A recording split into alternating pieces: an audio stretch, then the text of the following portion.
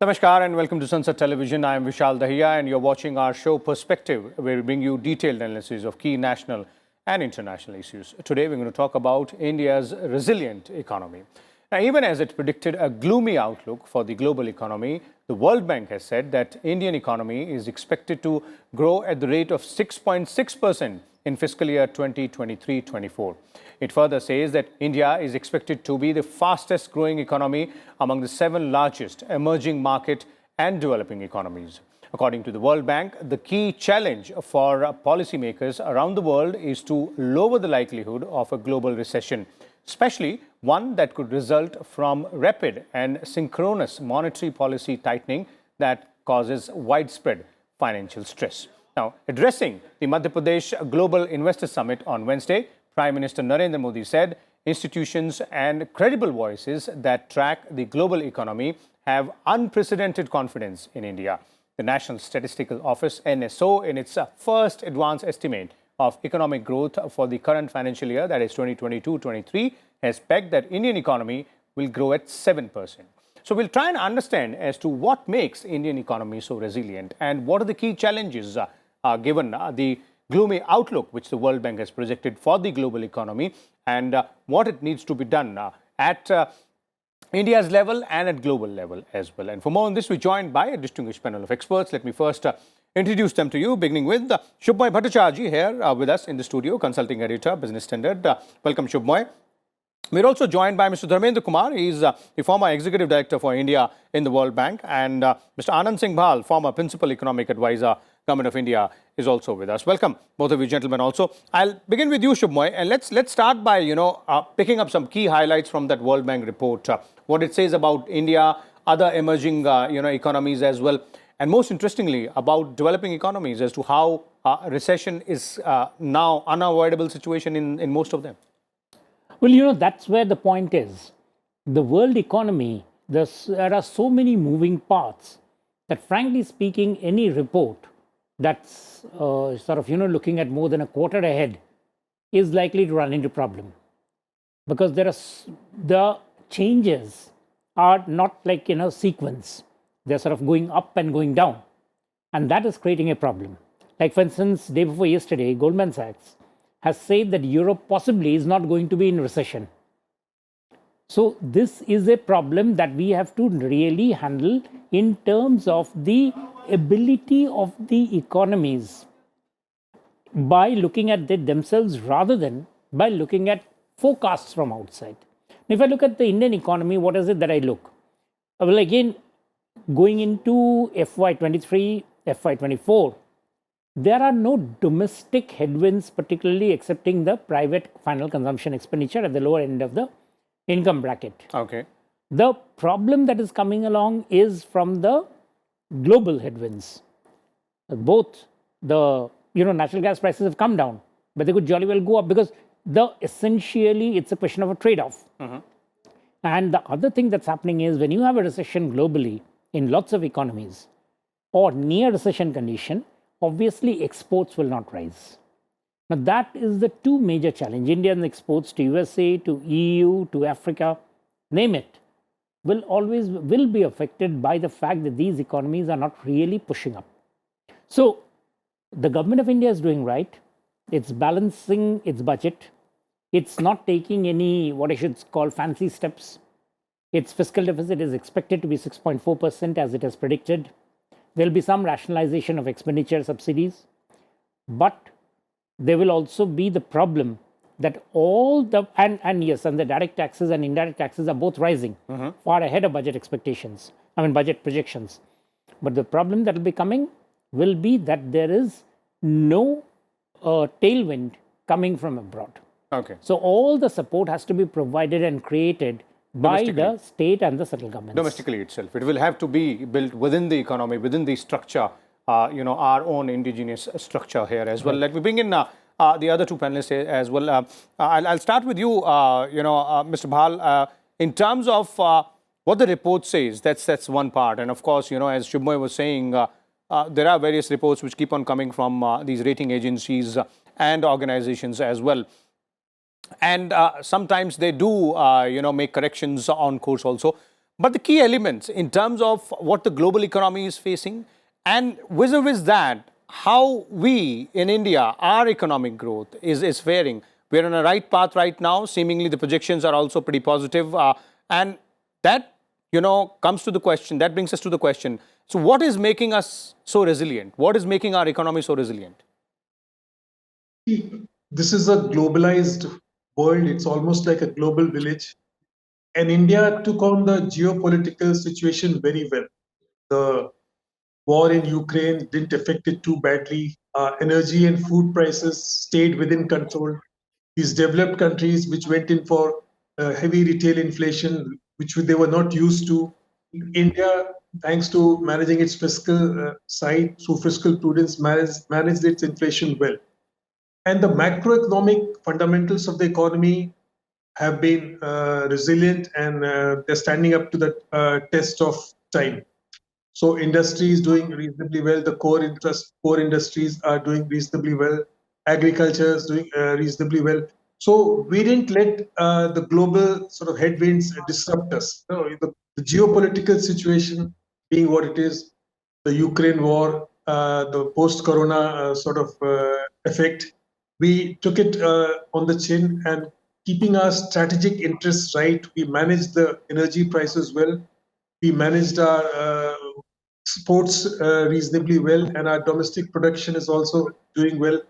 So as Subomai was saying, our domestic economy is doing well, being a large economy, being a large market, the regulatory architecture is generally tweaked, and we are going in for a bit of industrial policy, as we say. We're not going in for free markets the way it used to be in the early 2005 and 2010. So as per the global economic policy, India is also going in for a bit of sort of regulation over the markets, and it is pushing its industrial policy through its production-linked incentives. So you are seeing mobile phone markets and the semiconductor chip coming in. So India seems to be on a good wicket, and FDI is also, and the world is responding well to the resilience in the Indian economy. Okay. Mr. Kumar, one key challenge which the World Bank in its report has identified is to put in place measures, and I'm talking about global economy here, put in place measures to slow down the recession effect, and especially with the tightening of monetary policy from major central banks across the world, and that is happening in a very synchronous manner. So do you agree that this is one of the biggest challenge, and how do we go about it? Also, what kind of effect it might have on our economy, because we are also, our central bank is also adopting almost a similar monetary policy. Well, let me start from the question which you posed to my colleague, Mr. Bhal, and I'll be brief. I won't take too much of a time. Please. It is not only the World Bank's report that we are talking about, which raised India's growth to 6.6, some say 6.9, and so on. Most of the other international body, the credible international institutions like IMF, raise it to 6.8. The Asian Development talks about 7. And many others, including Morgan Stanley, and in fact, some of the others like McKinsey, their CEO, Bob, said it's India's century, it's not India's decade. And there are many indicators or many evidence for this, including, for example, the flow of FDI into India has been a record high. It is $84.8 billion. It is also because of several other facts that India is a large market, and it is relatively more insulated from outside shocks, outside turbulence. Like, for example, 1% fall in GDP in US would only result in 0.4 this thing in India, while other emerging economies could be impacted almost 1.5 times of this. Number of policies which the government has introduced, including infrastructure, logistics, and so on, all added to the economic efficiency. So altogether, I feel that it is not just the World Bank's assessment. It is all-round optimism And we feel that we definitely would achieve this 6.9 or 7% rate of growth in this coming year. And the demographic factors also, the large population India would be the largest populated country in the world this year, and youngest also the median age. So altogether, I'm very optimistic. And what you said about RBI's tightening of this thing, I think RBI has also handled the inflation and the economy very well. And the growth has not been impacted by the tightening of the interest or inflation. Altogether, we have been growing steadfastly. And I feel that, and these are the figures which will be used in the budget on the 1st of February. Indeed. So I'm very hopeful that the budget would also be very pro-growth and supportive of these factors. Okay. Now, Shubhmoy, 2-3 aspects here, gathering from what both Mr. Kumar and Mr. Bhal has pointed out. In terms of what goes in favor, the FDI inflows, the macroeconomic, stability when we talk about India, the larger domestic market, we don't have to depend on other markets for our growth to that great extent as some of the perhaps, so-called developed economies have to depend upon. In terms of challenges, this monetary policy changes, global changes, what kind of impact they might have, and also, inflationary pressure going from here onwards. It has been contained to a greater extent, but from here onwards, economy is a changing situation after all. The inflation part is fairly easy to predict at this point, because if growth rate comes down globally, and even for India also to some extent, obviously you would expect the inflationary pressures also to be muted. Essentially, that means there isn't too much of upside happening. So that part is reasonably easy to look at. The thing that happens is, in terms of the challenges which you talked about, is that over the last 8 years, the India government has been presenting a very conservative budget. It does what it wants to do in terms of its policies beyond the budget. The budgets tend to be conservative, and we expect the same trend to continue this year, which is extremely good. What it does is, therefore, it encourages what sort of capital? It encourages patient capital to come in. FDI you talked about. So, pension funds or insurance funds, they will be attracted to come in. But remember, their flow tends to be slow. If the budget would be judged by what is called the FPI flow, foreign portfolio investors, you will not find a very major upside there. Why? Because those guys come in for short-term investments. So they wouldn't find anything remarkable happening. Because the budget, everyone is demanding that the budget should be boring. And that is exactly what it should be. Because the budget will be fiscally conservative. The budget will be looking at expenditure through a very, very sharp, clear lens, that what is necessary, and reallocating them only to the extent necessary. Because remember, the government is doing two things. The government is ensuring, and what we had talked about in the earlier part, that it will ensure that the fiscal numbers are all correct, which means that it keeps its hand closed. At the same time, it has to also ensure that the states are funded, that the welfare programs are funded. That means what? That the borrowing could rise. We are at about 16.4 trillion rupees borrowing. Now that will possibly go up to 18 trillion. So the government will be raising its borrowing, but will be just be taking advantage of the fact that the nominal growth rate is slightly higher this year. It's coming in at 15.4. So next year also it will probably project at the same rate. So even if it's 6.6%, say 6% next year, and if the nominal growth rate stays something around 14, it still has that headroom in which it will borrow. Now I'm getting into a bit of numbers here, but what it essentially says is that the government has to do two things.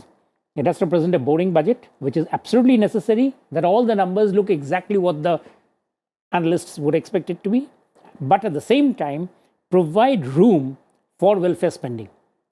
And welfare spending, because remember, we are also entering an election year. So welfare spending, slightly additionality on rural spending, especially because, as you've seen, rural wages have not risen fast, or rather has not risen much at all. Now that is where you would need that additional spending to go. that will be non-capex spending.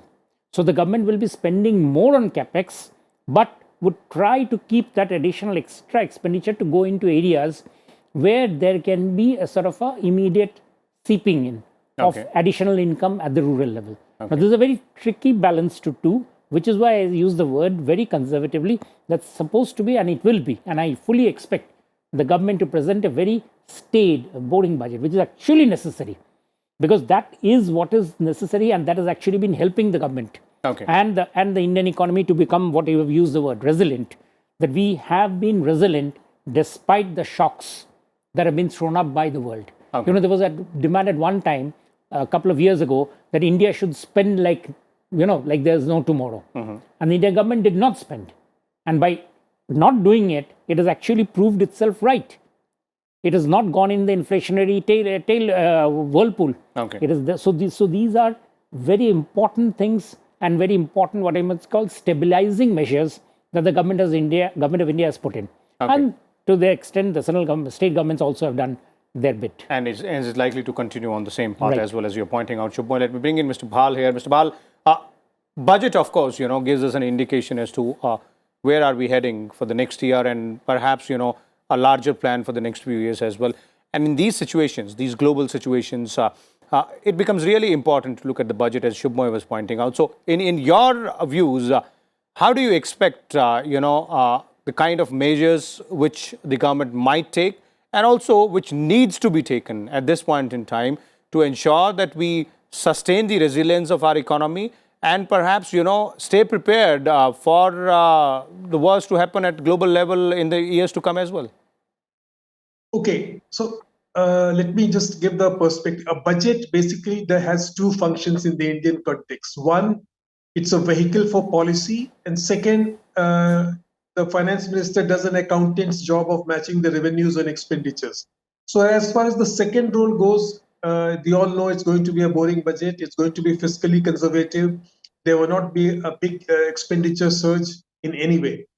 And as far as India's, as far as budget being a vehicle for introducing new policy changes, now Indian economy has matured. Most of the important policy changes are there outside the budget also.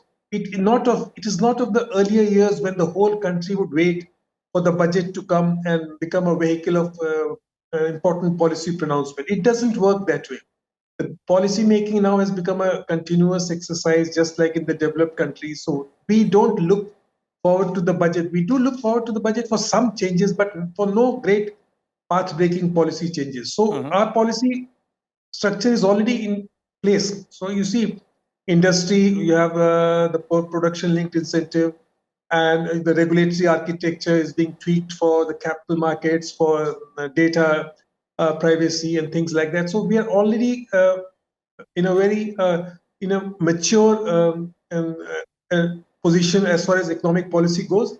And as far as the fiscal situation goes, as we all know, the government is going to be fiscally prudent. It has stood it in very good stead during the post-corona time.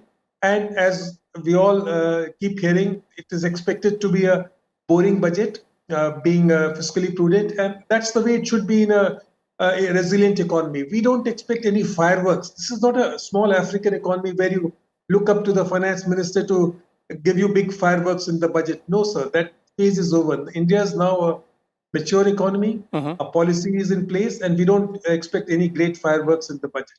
Okay, okay. Mr. Kumar, do you agree with what Mr. Bal is saying vis-a-vis budget there, and of course Shubhmoy's point of view in terms of how it has been played out by the government, but also more significantly, required perhaps policy tweaks in the short term, in the mid-term, and the long term as well to keep us on the path to sustained growth? I fully agree with my other colleagues. The exercise of budget is generally for those objectives which have been mentioned by Mr. Bhal, but a number of other key policy initiatives keep on happening all the time, whether they are in the field of infrastructure, they are in the field of multimodal transport, agriculture, education. Recently, they allowed a few initiatives. And also in the state governments, a lot of collaborative or supplementary initiatives keep on being taken. Altogether, I feel that we are absolutely on the right track, and it has been acknowledged by not only the World Bank but by various other institutions in the world, and also the other agencies which are concerned with investments into India. So altogether, I feel we are absolutely on the right track. I don't expect too many fireworks in the budget, yet there could be a few tweaks here and there for pushing the economy for a larger growth path. We are already about 7%, and I hope that in the times to come, we could even grow further. We have tackled the pandemic very well. I don't expect much of trickle-down effect from China, which we are willfully prepared to tackle. We have tackled the Russia-Ukraine war and the supply chain disruptions very well. I don't expect much again. And the oil shock, we are reasonably towards the hydrogen energy and the green energy path. Okay. So altogether, I feel that for a medium to long term, we are all geared up for a very resilient growth in our economy. Okay, okay. Fair enough. All seems to be well here now. Quick final comment from you, Shubhmoy, before we bring this discussion to an end. Key sectors to watch out for in terms of where the action might be, both in positive connotations and where we need to watch out for. When we're talking about, the effect of global headwinds, that's one part. And two, our own resilience. The big area that I'm quite sure is going to come is climate change. Do definitely expect the government to announce and to push ahead a large package of measures on climate-related developments. And that is going to be very significant because that's investment-related, that's employment-related, and that's obviously also contributing to the world global thing. Already the sovereign green funds have been announced. They've been run out, so they're the first of them. So do expect a fair, in fact not fair, a considerable number of measures linked to climate change going to be coming along. This would include even, measures which actually replace large part of domestic packaging and all those things. Secretary Environment has already said in one of the events that she expects that those things will be announced very soon. So those would be very significant, and I think that's very positive. In terms of the risks, the government has this risk of that expenditure on basically fuel. Okay. That is something that will have to tone in. I wouldn't expect them to really do anything in terms of heightening the expenditure, but the cooking gas subsidy has again been brought in. So how much is that subsidy going to be pegged this year will be an interesting number to look at, along with fertilizer subsidy. Those two are major risks for the economy, but we'll see on the day of the budget. Okay, indeed, that is something which we'll keep a watch out on as well, and all those aspects. Thank you so much, Shubhmoy, Mr. Anand Singh Bal, and Mr. Kumar as well for sharing your views and insight as our experts were explaining various aspects of India's resilient economy. More significantly, why is India's economy so resilient? And the global headwinds and the global recession, the fears of global recession, which have been pointed out by World Bank, seemingly won't have much effect on Indian economy, but we'll keep a close watch here. And let's also watch out for what lies ahead as far as union budget is concerned. Keep on bringing you all the details. Till then, keep watching Sansad Television. Thank you.